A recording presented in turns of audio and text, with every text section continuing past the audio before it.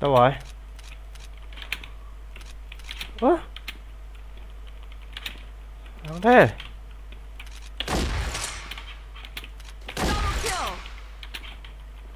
Đủ tôi cứ nhảy ở lon ra. Ở đây nó không bắn được. Cứ nhảy qua nhảy lại ở lon A. Mấy thanh niên chóng mặt.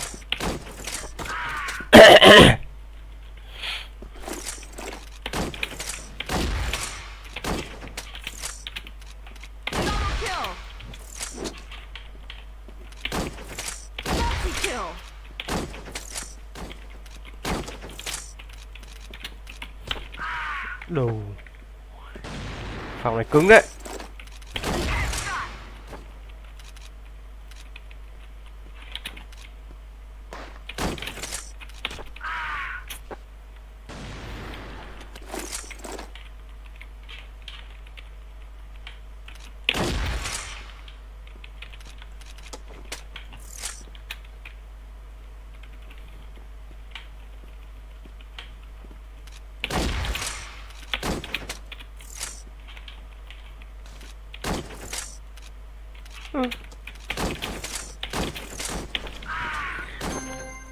Rồi xong rồi, mất tốt rồi.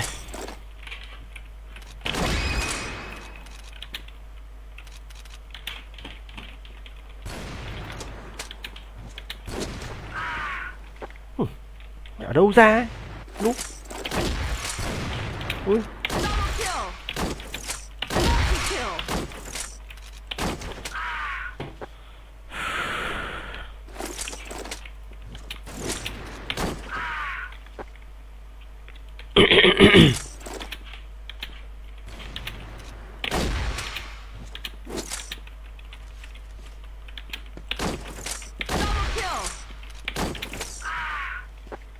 Trời ơi, thế mà hụt kìa.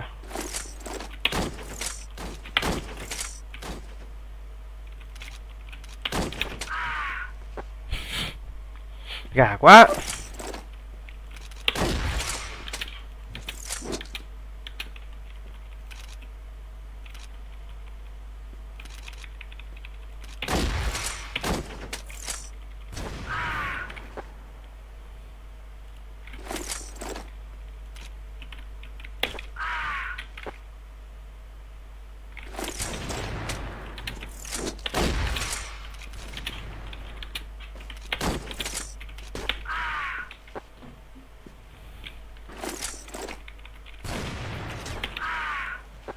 Mẹ, toàn chết thế này.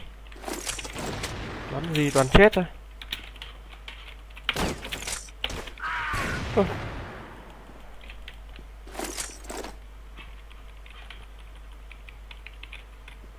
Trốn trốn trốn trốn trốn trốn.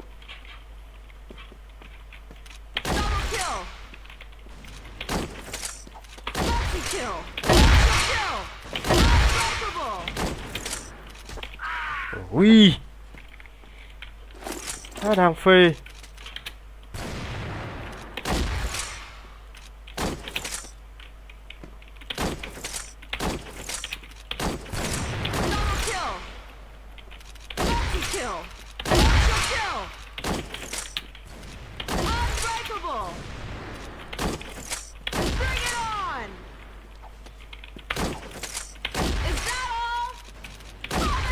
Ấy, thế sao nào?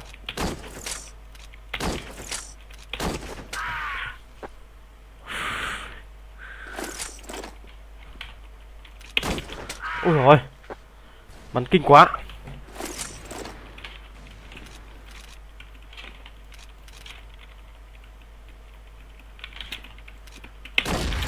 Núp mà được hả mày?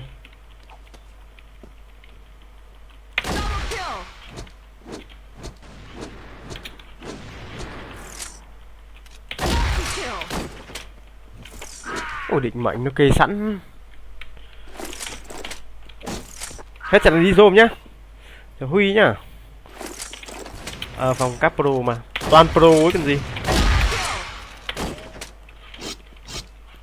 Thế nó mới giật top kinh thế này chứ. Ôi giời.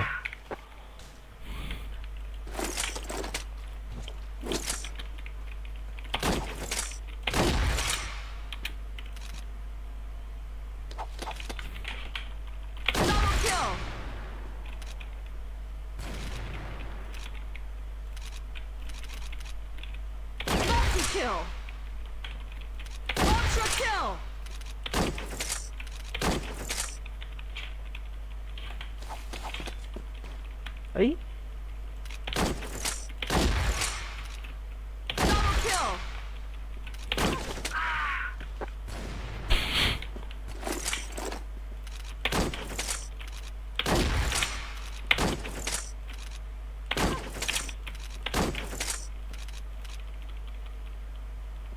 Đâu rồi? Mẹ trốn lâu thế mày. Trốn lâu thế mày.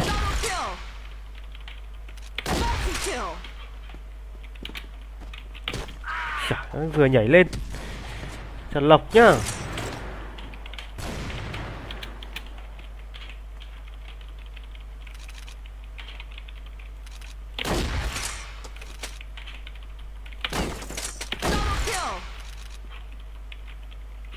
Hết rồi.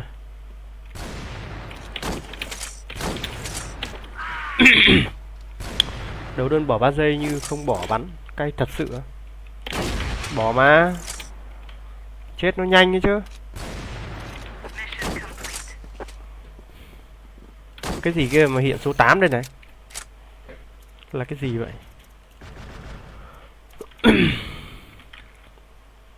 Làm kéo rôm nhỉ? Đi tìm rôm bắn nhỉ? 660 kill à?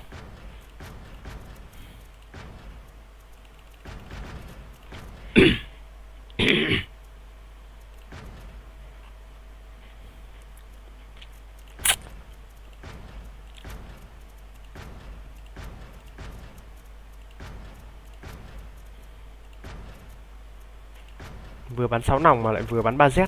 Thế là hợp lý.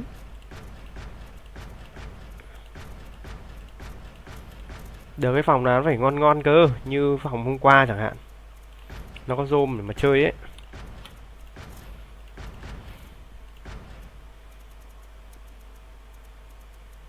Được, phòng này được. Phòng này không có búp bê gì cả. Chào Hùng nhá. Mình chợt nhận ra rằng mình bắn đấu đơn quá nhiều rồi. Bây giờ phải bắn chế độ khác.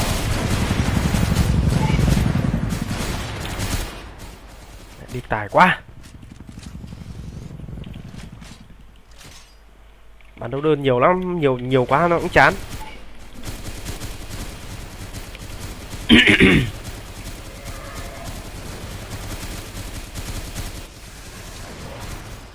Bắn kèo của ông anh Kiên đây này.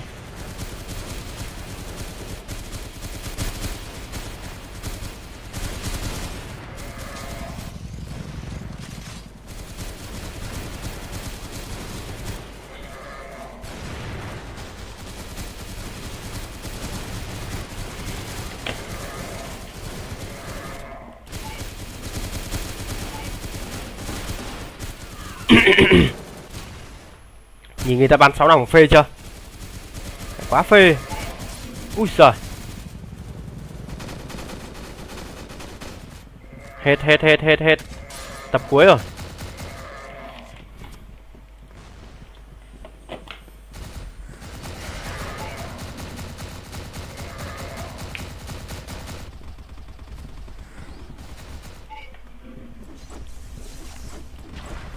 Sorry, Nguyen.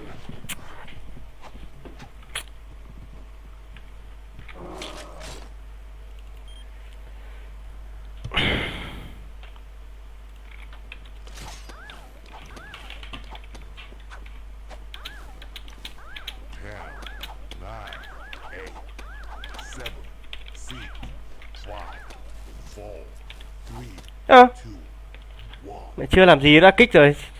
Không hiểu.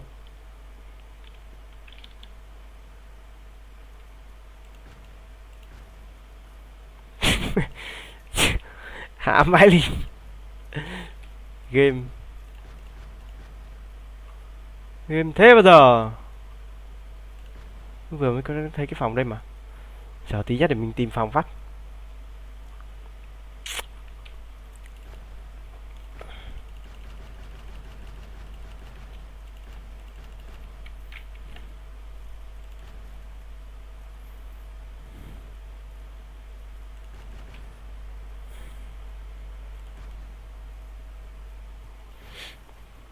Tìm phòng mới triển luôn nhỉ. Để em tìm. Nếu mà có thì bắn. Không thì lại phải bắn phòng cũ thôi. Đây này, phòng cái này. Có phòng luôn.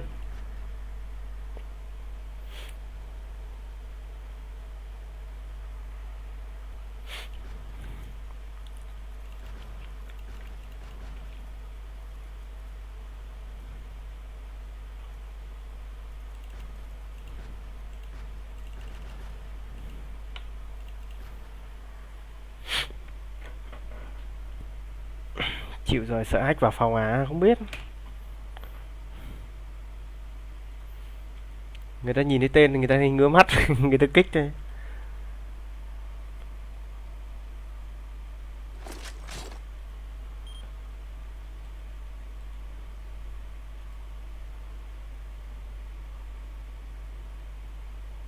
Ván đầu tiên làm rôm là vỡ mồm này. 8, 7, 6, 5, 4, 3, Smoking grenade. 1. Ăn hành rồi em ơi.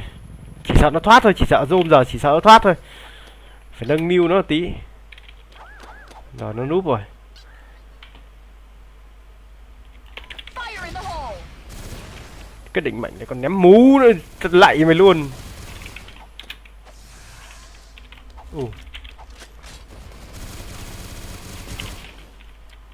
Flash bomb. Trời ơi trốn.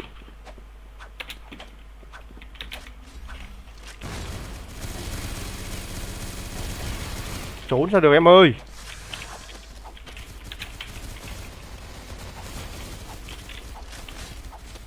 Lại trốn. Chơi trốn hoài vậy mày.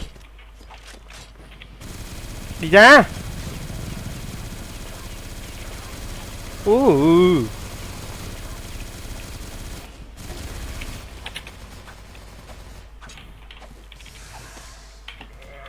Hay rồi, hay rồi, hay rồi, hay rồi.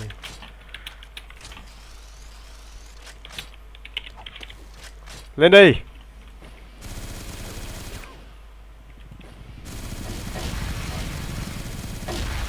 Lên đây, lên đây, lên đây. Mạnh mẽ lên.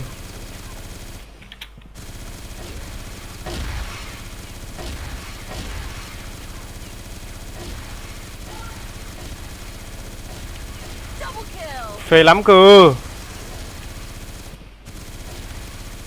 Multi kill. Phê lắm cơ.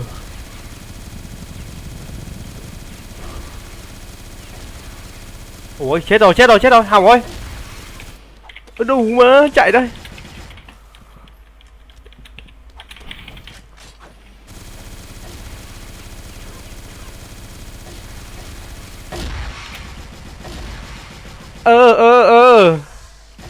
Sorry, John Nguyen.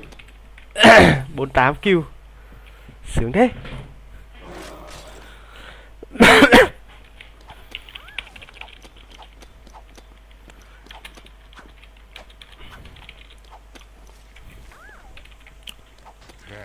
Cover me.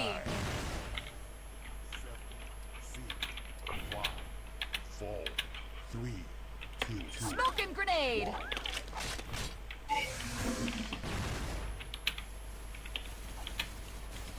Fire in the hole. Chết. Mình lại cầm 3Z thế này. Ôi ôi ôi ôi. Đâu? Hỏng rồi anh em ơi. Mẹ hỏng rồi, tự dưng đi cầm 3Z vãi cả lìn. Tớ đợi lên với mình thì lại đi cầm 3Z thì gãy thật.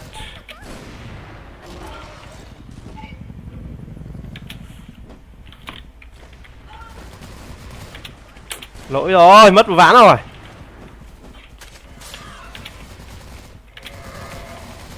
Ấy à. Dữ dằn đấy.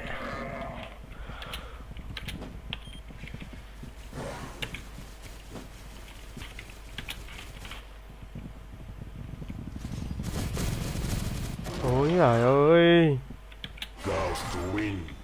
lỗi quá. Ai đủ ăn cơm chưa? Cơm thì chưa ăn nhưng mà ăn hành rồi bạn ơi.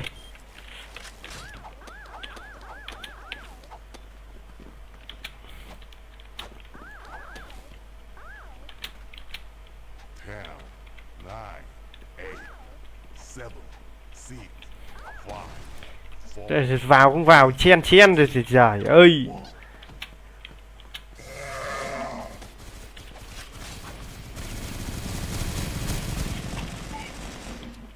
Smoking grenade. Lại xong rồi. Lại hỏng rồi. Lại cầm barret là hỏng rồi. Fire in the hole.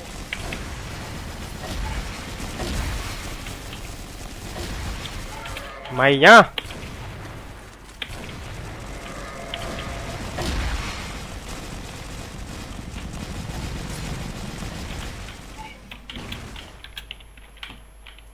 Flash bomb.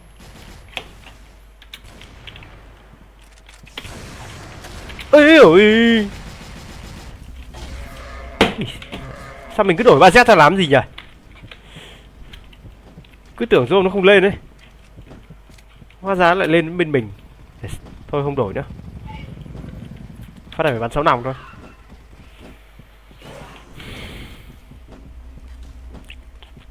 Live đến mấy giờ á? Tầm 3 giờ, hôm nay live tầm 3 giờ đấy. Chả làm gì. Live 3 giờ cho nó lâu lâu tí.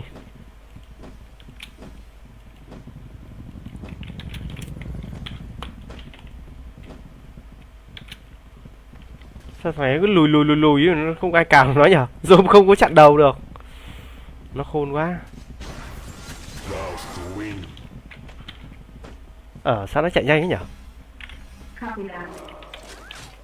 Công nhận nó chạy nhanh.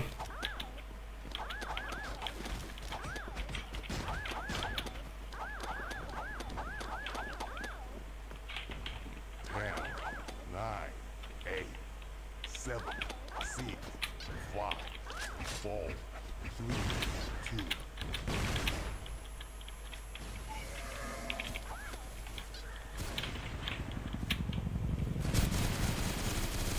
Smoking grenade. Lại còn chặn nữa.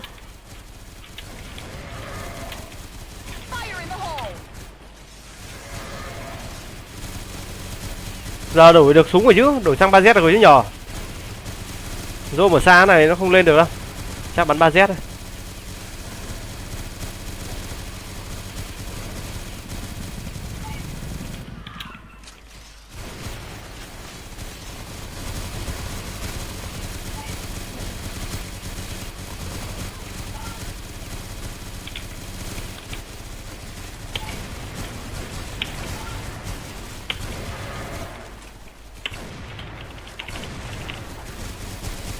Fire in the hole.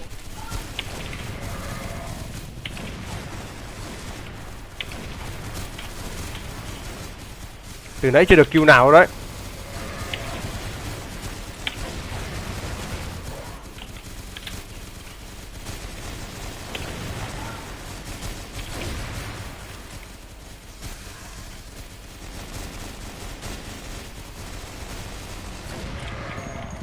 Excellent. Mất top rồi.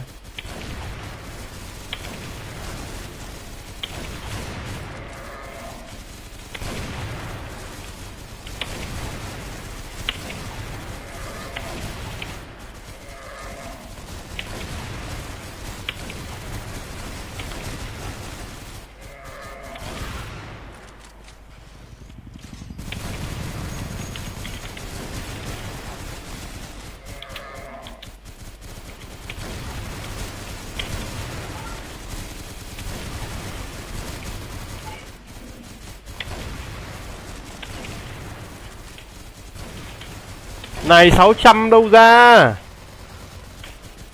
Cái này 500 còn không được ấy. Courage a win.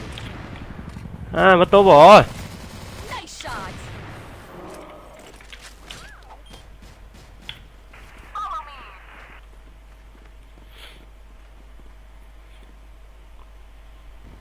M451 Domino. 10, Dominator chạy chẳng nhanh. Khẩu đấy chạy nhanh à? 7, Tăng tốc à? 6, 5, Mình không biết. 4, 3, 2, 1.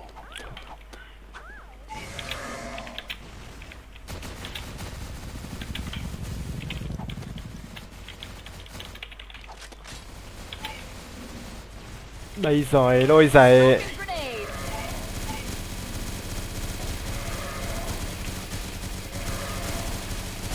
Headshot. Chết, thôi chết, thôi chết. Kìa! Địt mẹ thằng ngu. Bực thế chứ. Nó đứng im, không biết bắn. Làm tao bị cào thôi. Chưa chết hả mày? Cào bằng được thằng này luôn.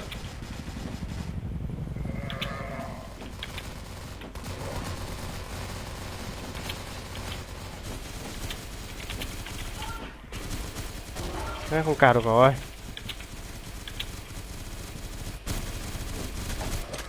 Ây da. Just win. Phòng nào anh? Em vô với 150 em ơi. Excellent. Chán thật đấy. Bố kia bố đứng im.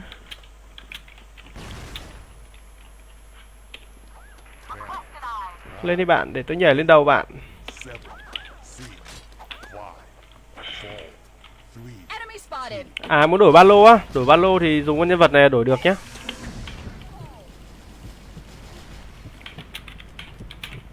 Chạy đi nha mây.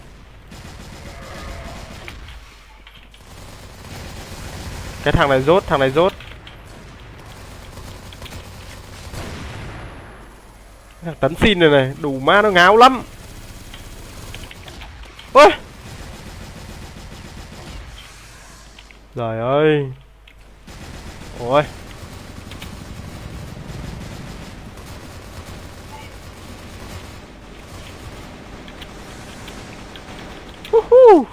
Lên được rồi. Excellent. Smoking grenade. Flash bomb. Smoking grenade. Flash bomb.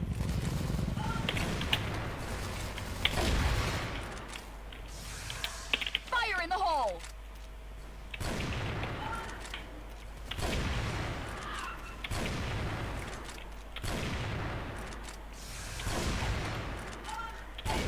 Hay lắm bạn. Có rôm để bắn rồi. Hay quá. Hay quá.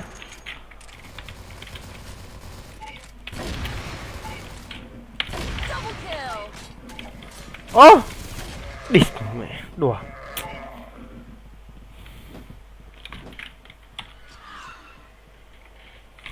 Chết nhảm vãi. just win. Đằng trước đằng sau, trước không canh được. Thôi hỏng rồi, mất kèo rồi. Smoking grenade.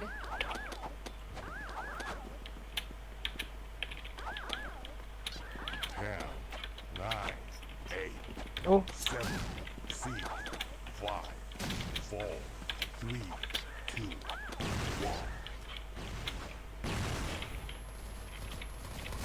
Fire in the hole.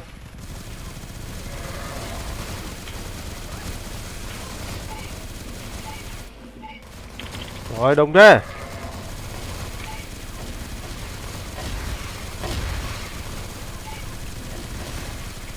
Double kill.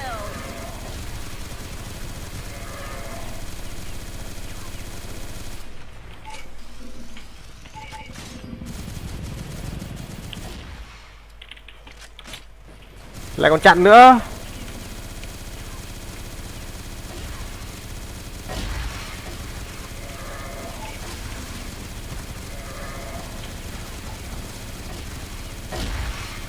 Double kill.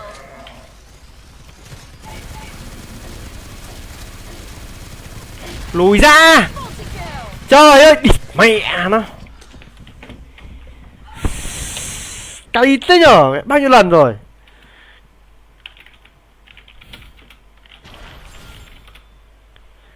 Cái thằng bông sinh này.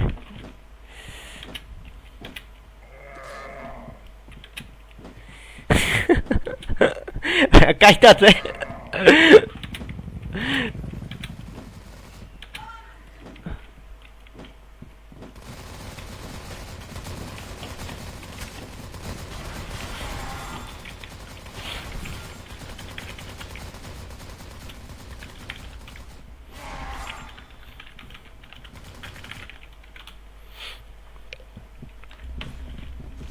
Goes to win.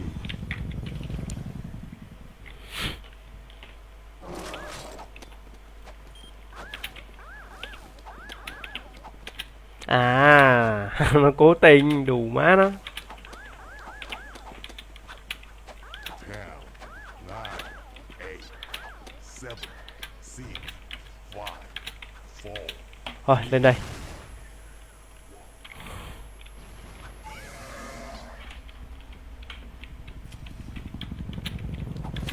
Lên đây tỉa ba rét. Headshot. Smoking grenade.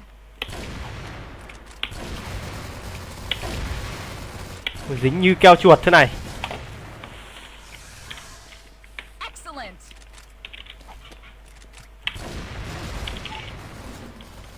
Flash bomb.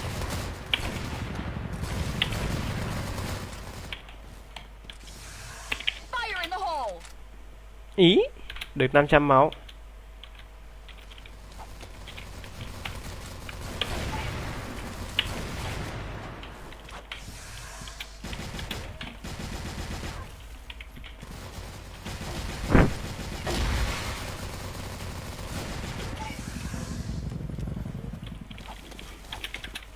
Trận này không có rôm rồi. Đi săn đi á. Mình có mang súng săn đâu mà, với cả mình không thích săn. Excellent. Nice shot. Lấy lại cái tốp cái. Không được 600 phải lấy được cái tốp.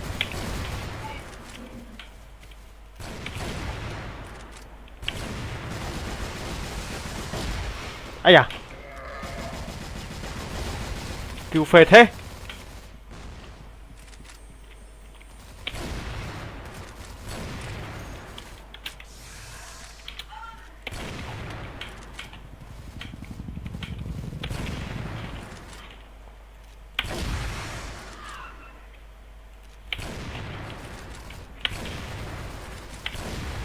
Double kill. Ý.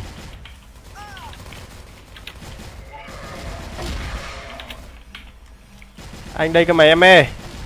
Đi đâu đây? Sorry to win. Cân đuổi được tốt rồi. Gần được rồi. Sao tôi mua băng đạn được có 810 á? 810 bởi vì mua được mấy băng? 810 thì đây là 6 băng đạn mà. 10, 9, 8, Mình mua 6 băng thôi mà. Mới được bằng này đạn nữa chứ. 1.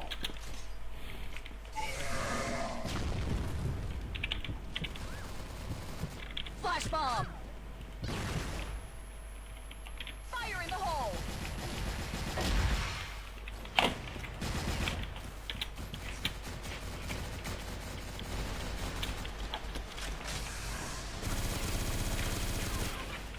Lại chặn luôn nó lại chứ còn gì nữa.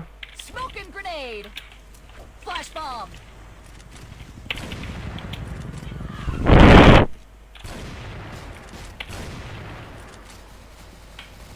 Chặn cái thằng bông sinh lại thôi, nó chặn mình. Giờ mình phải chặn nó thôi. Mày ngu rồi mày.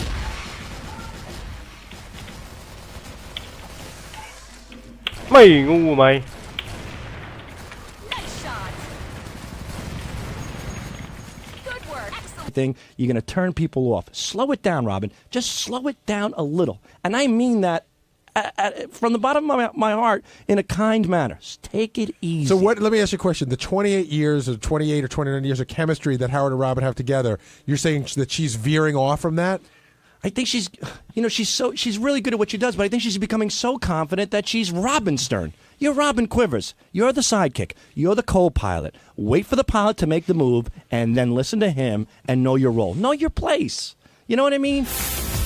Hi, this is Fred Norris with the Howard Stern Show. Guess what? On the wrap-up show for Wednesday, we had a very exciting talk about Jesse James, the outlaw bike builder. We spoke about what a great guy he was. We spoke about how he was willing to build Howard a custom-made chopper, which could run up to $100,000 in cost. We talked about, this is almost as long as the wrap-up show. Why don't you just watch it instead?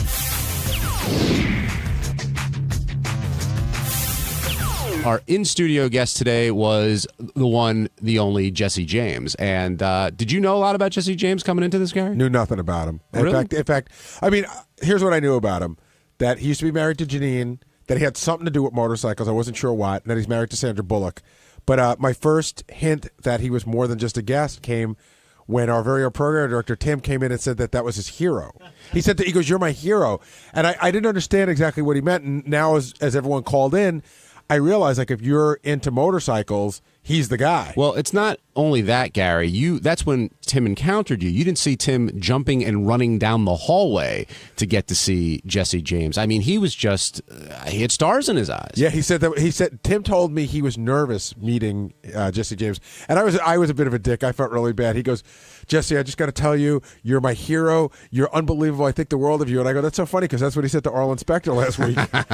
Because it's true, he likes Arlen Specter too. Now, does Jesse James come off as a badass at all? No, I mean, I didn't know much about him, but he's got a really good vibe. He just seems like a good guy. He's like sort of, I read the notes on him, and I see he's been through some crazy shit, but he doesn't look like he's going to kick your ass, except for all the tattoos going up and down both arms. But he seems like a sort of a gentle guy, and I don't know. I thought he came across as really nice. And Tim wasn't the only one who was excited. Fred was happy about it, and I think Fred's going to drop by. But Robin was also very excited to meet Jesse James. Is that the titties were out for him? Is that what the deal was? That's the rumor that was going around. I don't know if there's any truth to that. The truth is the titties were out. Whether for him or not, I don't know. Right, that may not have been the reason. But had you seen him at all on Celebrity Apprentice? No, in fact, I only heard a couple of clips. I heard one clip that JD had pulled for when Dennis Rodman was here, where Dennis Rodman went off on him. So, in fact, I thought I knew what he looked like, and I was completely wrong. I don't know why. I thought he was Ricky Rackman. You know what I mean? Like, that's the vision I had in my head. Jesse James, I don't know, all those West Coast guys that were married to porn stars.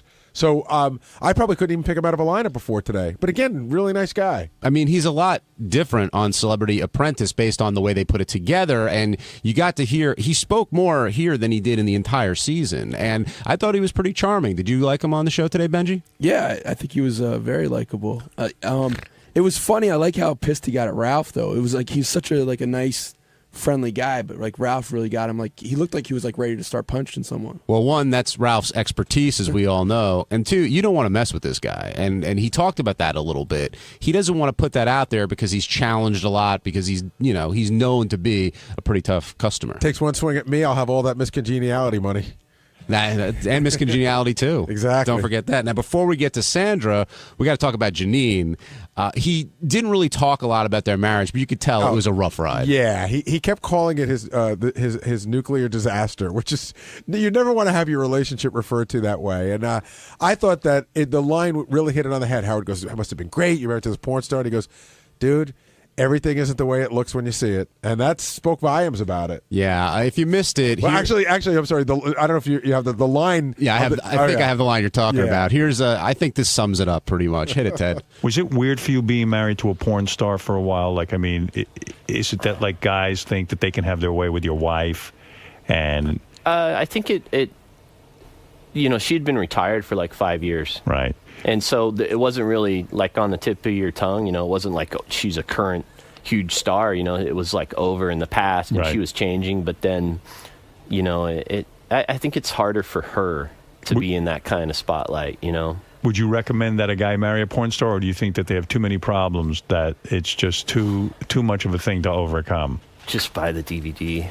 Just buy the Oh. DVD. Yeah, Don't right. even go there. Just buy the DVD. Yeah. Okay. It's better to beat off. That was a line. Yeah, that pretty much sums that up. And were you surprised when you learned that he was married? Not today, but in the past, when he was married to Sandra Bullock? That kind of came out of nowhere, and that relationship seems to have stuck for a little while. You mean surprised that they ever got? I mean, at the beginning, again, I'm as guilty as anybody. You don't know anything about people, and you just see them in the tabloids, and you see this guy that used to be married to Janine, who's some biker dude. You see him and Sandra Bullock together, and you go, oh, it must be Sandra Bullock's sort of fling, her wild fling. Certainly they can't really like each other, but I don't know anything about him, and it turns out that they really love each other. Yeah, even he said she figured he'd be a bigot, he'd be this and that, Right. and they ended up doing pretty well together. And Howard found out a lot about how they carve up their finances as well. I think Howard probably got more out of him than he's probably done in any interview. And he even said at one point, he goes, when Howard asked about the sex, he goes, dude, I'm going to stop. I've already said enough. Now, he also gave advice about how you have to listen to girlfriends and your wife, and he's talked about going gardening, and that's the greatest idea I've ever heard. Right, but he said it in such a sarcastic way, as if you have to be really not sincere and go, honey, gardening's great. And he, let's go to. They don't have kids together though, right? He's got his own kid with Janine, but him and Sandra don't have kids together. I don't think so. Yeah, so that it's easy to pretend to want to go gardening. That's true. Paul in Philly, you're on the wrap-up show. Hey, how you doing, guys? Good, Paul. How are you? Great. Listen, I just wanted to tell you, I thought Jesse was really good today. You could tell it's like two different guys. I watched a little bit of that Apprentice, and it's like very uncomfortable there. And in the studio, he just seemed like he was at home, with you guys. Yeah, he said, I got to tell you, he told me in the green room, and he said it when he first walked in, too. He said he was extremely nervous about coming on. He'd done 60 Minutes on all these other shows, but to him, Howard was like a different level, and he was very nervous about coming on. Yeah, it just seemed like, he really hit it off with you guys. He was really happy to be there, Yeah, good guy. Good guy. Do you think people can appreciate a guy like Jesse James because of what he does? I think initially you hear, oh, he makes bikes, and he's so he just makes bikes. You know what I mean? Like again, I don't know much about motorcycles, and this much what I'm about to say I learned from Fred. Fred will talk in a minute because he just showed up. But I didn't realize that to me a motorcycle is a motorcycle, and that there are guys who make motorcycles that's like a piece of art if you're into motorcycles. It really is. I mean, it's one of the few things that you can buy. I mean, when he was talking, he said the most expensive motorcycle that he made was $300,000. When you think about a handcrafted, personalized motor vehicle for you, that's a bargain. I mean, if you can afford $300,000. That was the other great part of the show this morning was when he offered Howard a bike to make Howard a bike, and Howard said, first of all, listen, I could buy my own bike. There are Tim came to my office and started jumping up and down again and going, I can't believe he's not going to take the bike. Why won't he take the bike? He's got to take the bike. Tim was very excited out there. What he should do is he should get a Howard wig and go up to him and say, I was just kidding out there. I mean, I really want the bike. Now send it to Tim's address. Now, Fred, you're an expert in this field. I don't know about an expert, but you're knowledgeable. There. Knowledgeable. How Somewhat. good is Jesse James at what he does? He's definitely one of the top 5 bike builders that there are around. I mean, somebody brought up Indian Larry today, rest in peace. He was one of the greats too, and there are guys that are like that. And I really think it's like the last frontier in terms of like customized cars and bikes and things like that. People don't customize cars that much anymore because I think they all look the same and they all look like jelly beans. But at least with a motorcycle, it's like the last frontier. It's kind of like being a cowboy. That Orange County Choppers, are those guys just an interesting show, or are they really good motorcycle makers? You know what? The jury's out on them. The real aficionados of bike building, they poo-poo them. And I'm one of the few people that doesn't, because I think anybody that brings bikes into the collective consciousness of the United States and makes them more acceptable and makes them appealing to the masses. That was one of the things that Jesse was talking about this morning. When you're riding in traffic, people have no respect for motorcyclists. I mean, they barely have enough respect for other cars. Well, I think but when you're on a motorcycle, you're very vulnerable. I don't know why this pisses me off. I'm always very respectful. Like a motorcycle guy, if he's in front of me, I like to be very far behind because I always think if he falls, I don't want to run him over. Right. The thing that always pisses me off about a motorcycle guy is when he goes between cars. Something, I agree with that. And I think in New York State, I mean, there's certain places in the country where I think that's legal. I don't think in New York State that is legal, and I agree. I think it's a dangerous practice, and I think people should not do that because it freaks people out. Well, also, when they're in their cars. a motorcycle guy like on the highway, they always show up in your blind spot when they do that. Well, You that can't see again, them. it's like that comes down to bad motorcycle riding. I mean, I used to ride a lot when I was like 14, 15, 16 years old. I rode a motorcycle before I ever drove a car, and I got a motorcycle again about maybe 10 years ago. I hadn't ridden in years. Maintained my license, hadn't ridden in years, and I, when I decided I was going to go back, I signed up for a motorcycle safety course, took a series of lessons, read a lot of books, and that's one of the reasons I feel fairly confident when I'm riding on the road because they'll teach you